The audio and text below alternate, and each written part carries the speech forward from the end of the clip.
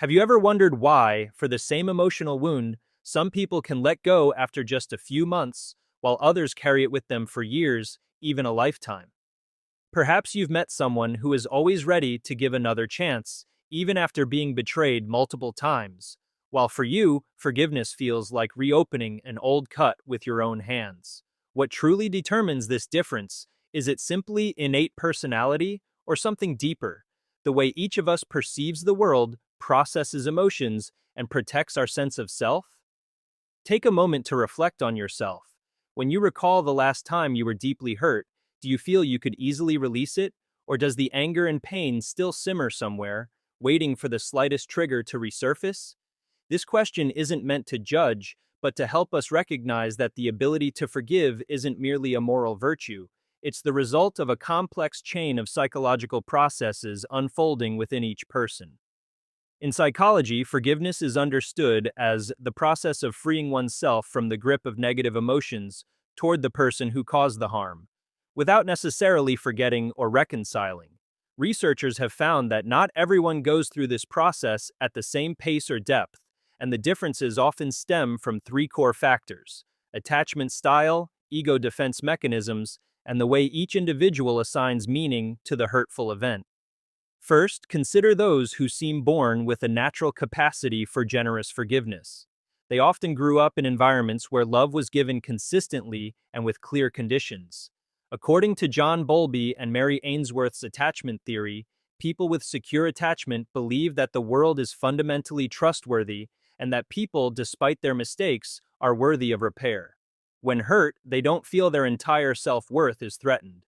For them, forgiveness is like cleaning up a cluttered corner of the house. Uncomfortable for a while, but afterward, the space feels clean and spacious again.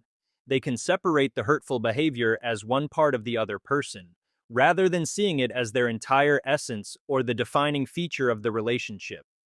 In contrast, there are those for whom forgiveness feels almost impossible. They often carry anxious or avoidant attachment styles, formed from early experiences where emotional needs were not met reliably. For them, each hurt serves as confirmation of a deep-seated fear, that they are unlovable or that opening up only leads to pain. Their ego defense mechanisms work more intensely here. They hold on to resentment like a shield, because forgiving would mean facing their own vulnerability. It's like someone who has been severely burned, refusing to go near fire again, even knowing that not every flame causes harm. Then there's another group, those who appear to forgive quickly but are actually avoiding emotional conflict. They often have high anxious attachment and constantly seek to maintain harmony to avoid abandonment. Their forgiveness doesn't come from true healing, but from a survival strategy. They say, "It's okay," even while their heart is still bleeding. Over time, these suppressed emotions can manifest as hidden bitterness or repeated patterns of hurtful relationships. Yet no matter which group we fall into, the important thing is that we all have the capacity for change. Everett Worthington's Reach model of forgiveness shows that retelling the hurt story objectively, empathizing with the offender's perspective, and committing to forgive can gradually untie those emotional knots. Not everyone needs to forgive completely, and there's no deadline for the process. The only real requirement is honesty with one's own emotions, recognizing that holding on to resentment can sometimes hurt more than the original wound, because it keeps us trapped in the past. Ultimately, the ability to forgive isn't a measure of human worth, but a doorway to inner freedom.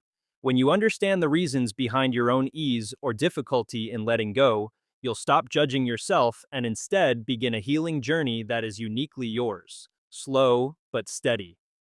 Perhaps today, simply acknowledging your feelings without rushing to force forgiveness is already a significant step forward.